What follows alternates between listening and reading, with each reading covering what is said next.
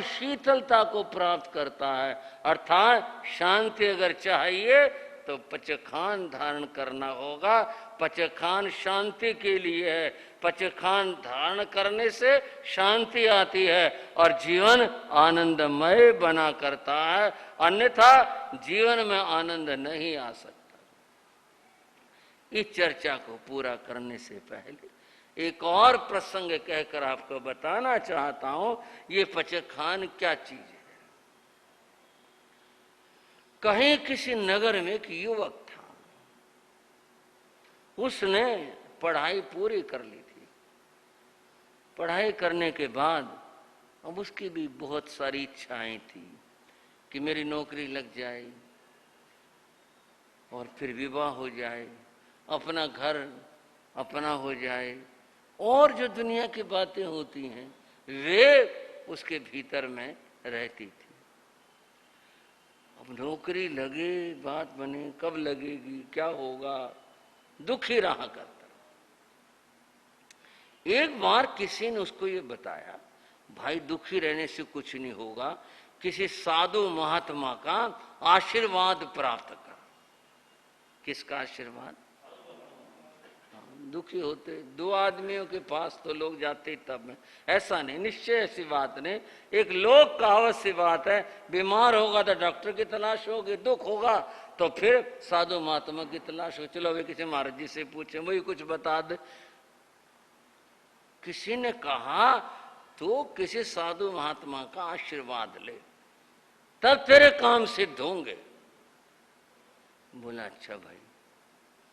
उसने इधर उधर पता करना शुरू किया।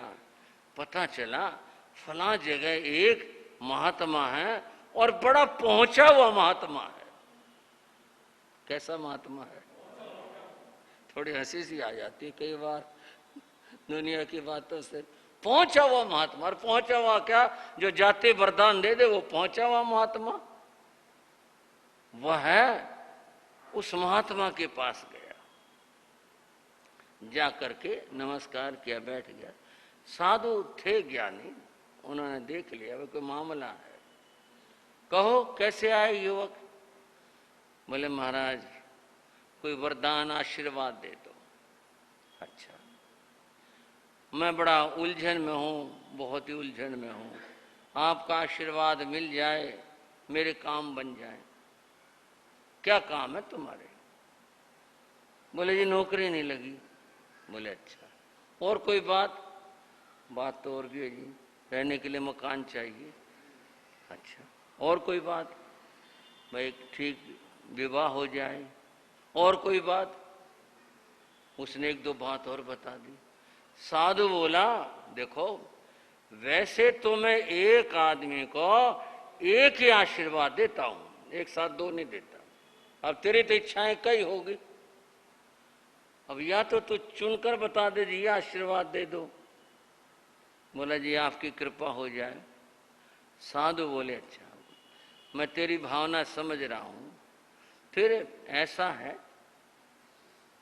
मैं एक आशीर्वाद में सारी बात कह दूंगा,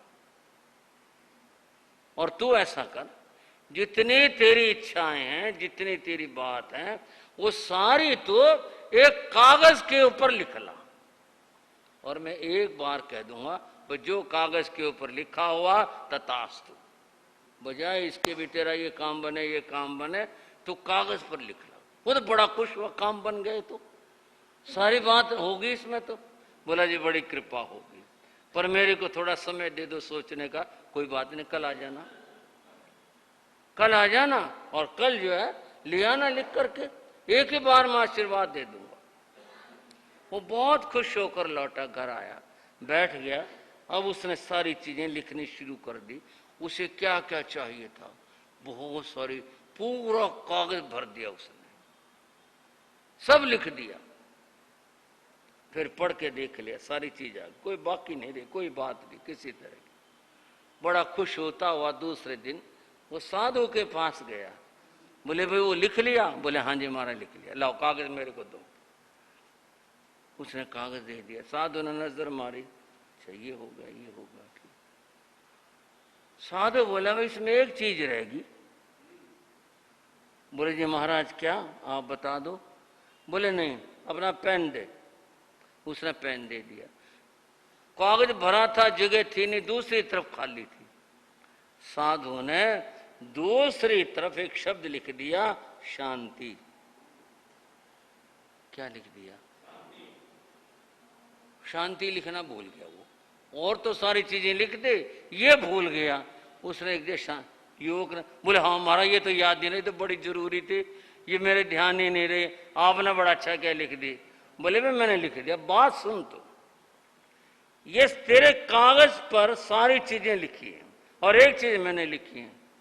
अब इन दोनों में से एक मांग ले, एक आशीर्वाद मिलेगा। हाँ जी, श्राव को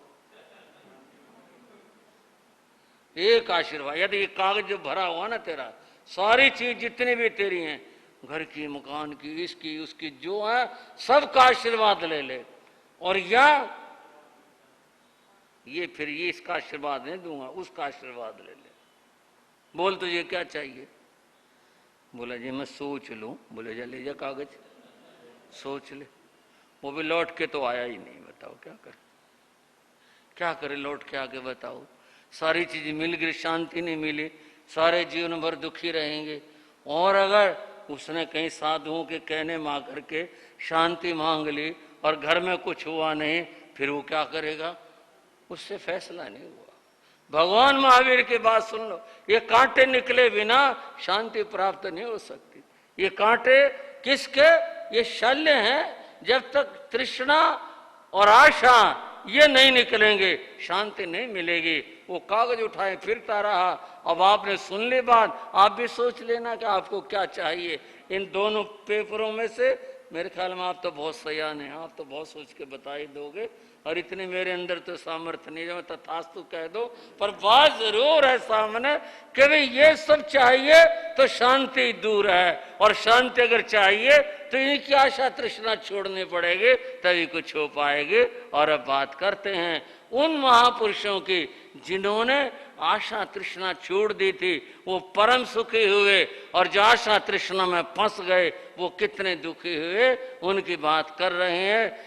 जिन शासन गौरव गाते हैं, जिन शासन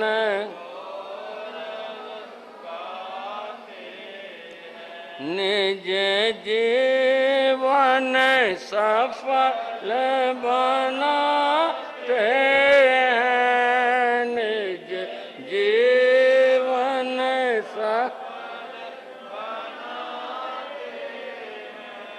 जिन शासन गौरव गाते हैं, जिन शासन गौरव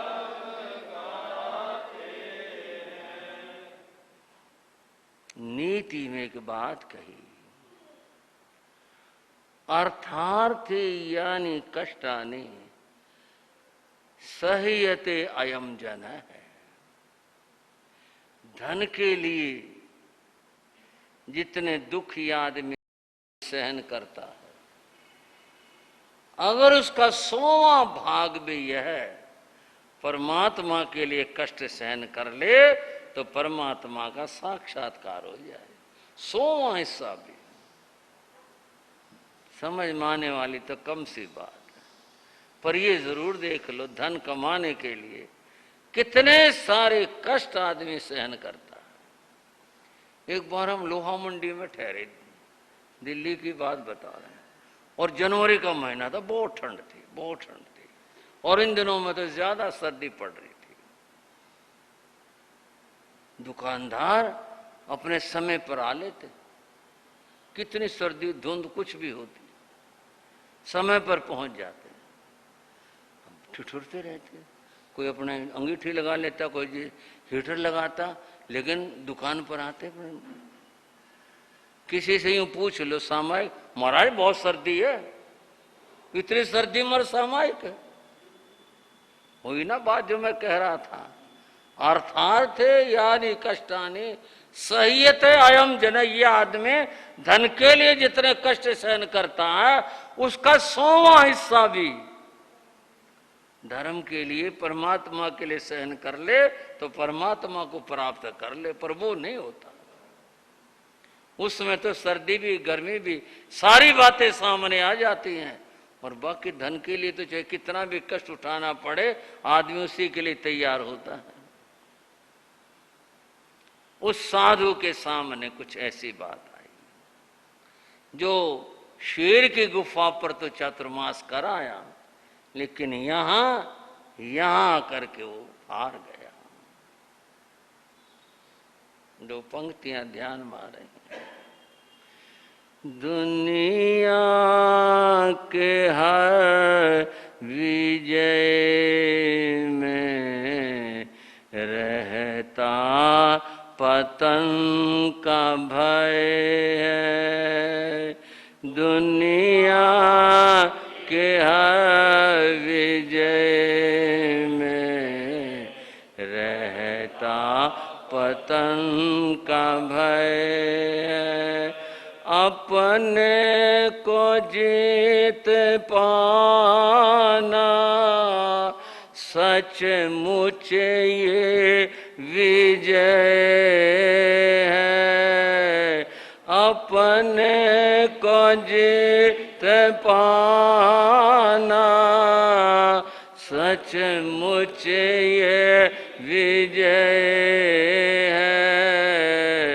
दुनिया के हर विजय में रहता पतन। शेरों से खेलते हैं, किससे? शेरों से। शेरों से खेलते हैं, हाथी उछालते हैं। शेरों से खेलते हैं, हाथी उछालते हैं। अबला के सामने पर दुर्बल बना हृदय है। अबला के सामने पर दुर्बल बना हृदय है।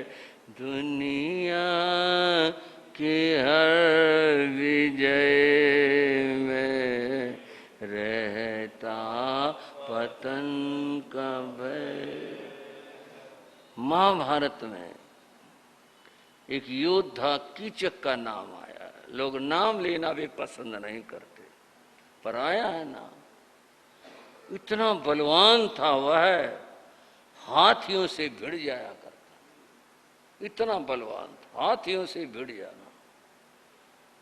लेकिन जीवन के क्षेत्र में पराजित हो गया। द्रौपदी को देख उसकी दृष्टि खराब हो गई और फिर दुर्मौत मारा गया, बुरी मौत मारा गया।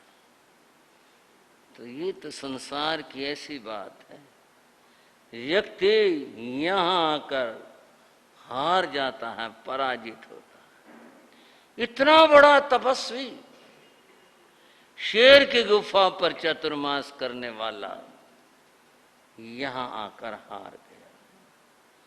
कुशा ने कहा, देखो जब तुम संसार की बात कर रहे हो तो फिर मुझे वैसी बात करनी होगी। अगर तुम्हारे पास धन हो तो मेरे से बात करो, अन्यथा जाओ, चले जाओ यहां से। नहीं, मैं कैसे जा सकता हूं तुम्हारे को छोड़ करके? तो फिर धन लाओ, फिर बात करना। मैं धन कहां से लाऊं? मैंने तो कभी काम किया नहीं, मैं तो साधु बन गया। जो साधु बन गए थे फिर दुनिया की इच्छा क्यों करते हो? नहीं। कोशा बोली, एक तरीका बता देती हूं, अगर तुम्हारे से हो तो बताओ क्या तरीका है। नेपाल नरेश रतन कंबल देते हैं सन्यासियों को, सबको नहीं, साधुओं को, सन्यासियों को। तो वहां चले जाओ और वहां जाकर याचना करो। अगर नेपाल नरेश ने तुम्हें रतन कंबल दे दिया, उसकी कीमत ₹1,00,000 मुद्रा है, ₹1,00,000 है। वो लाकर दे देना, मुझे दे दो, फिर जो तुम्हारी बात है वो हो सकेगी। क्योंकि मुद्रा आ जाएंगी, उसको बेच करके फिर तो सुख से रह लेंगे हम, अन्यथा तो फिर कैसे रहेंगे। वो सचमुच दे देता है। हाँ हाँ, ये तो बहुत जगत में प्रसिद्ध है। सब साधुओं को, सन्यासी जो भी जाए उसको आशीर्वाद दे और उसको दे देता है। मुझे भी दे देगा, किस्मत आजमाओ, क्या पता मिल जाए। जाओ। अच्छा पूछो, मैं सारे दुख सहन कर सकता हूं, सब कुछ ठीक है, जाओ फिर। साधु चल दिए। और बंधुओं, वर्षा काल जब ये पतन शुरू होता है ना, ये 1-2 स्टेप तक नहीं रहता। सीढ़ियों से अगर बर्तन गिर गया तो लुढ़कता लुढ़कता जमीन पर जाके पड़ेगा। ऐसे ही जब पतन शुरू होता है तो व्यक्ति की यही स्थिति होती है। साधु ने नहीं जाना, बरसात में नहीं जाना, ये कच्चा पानी है, कहाँ इस बात का होश। पतन शुरू हो गया, बोले मैं ले आऊंगा, बहुत दूर है, कोई बात नहीं। आदमी चांद और तारे तोड़ करके ले आए, क्या बड़ी बात है। नेपाल जाना, मैं जाऊंगा और ले आता हूं।